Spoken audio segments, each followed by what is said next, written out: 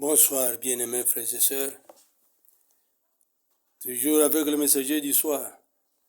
Quand Dieu vient à la fin de chaque dispensation, qu'est-ce qu'il trouve? Il a toujours trouvé l'incrédulité. Frère Branham dit ceci, paragraphe 116 et 120. Que trouve Dieu en ce temps de la fin ici? Dieu trouve en ce temps de la fin très exactement ce qu'il a trouvé dans les autres temps de la fin, selon les autres dispensations. L'incrédulité. Il s'est toujours fait que lorsqu'il vient, il trouve l'incrédulité, il trouve que le programme qu'il a tracé pour les gens, là, autrefois au temps de Noé, si seulement les gens avaient vécu selon ses ordonnances, s'ils avaient offert les sacrifices, si il s'en était éloigné quand il est venu, il a trouvé que la chose tournait mal. Il a trouvé la même chose quand il est venu sur la terre, que les gens, les pharisiens et les autres observaient la loi. Et que faisait-il? Il n'y avait pas du tout de sincérité là-dedans. Ils allaient tout simplement de l'avant, traînant la chose dans n'importe quelle vieille voie. Et tant qu'ils étaient membres de l'Église, c'est tout ce dont ils avaient besoin. Et c'est ce qu'il avait trouvé.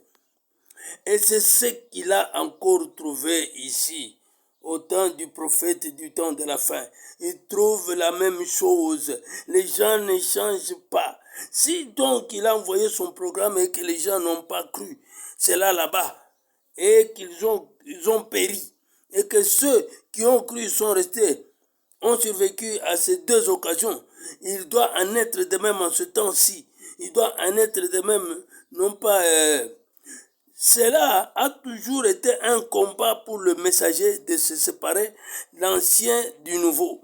Cela a toujours été un combat pour le messager qui vient pour séparer l'ancien du nouveau. Bien que le message doit toujours rester scripturel et bien, car chacun d'eux a annoncé la venue de l'autre, la loi ou la grâce. Maintenant, 121. Prenons par exemple Jésus, combien c'était difficile pour lui de venir et de changer le message pour passer de la loi à la grâce.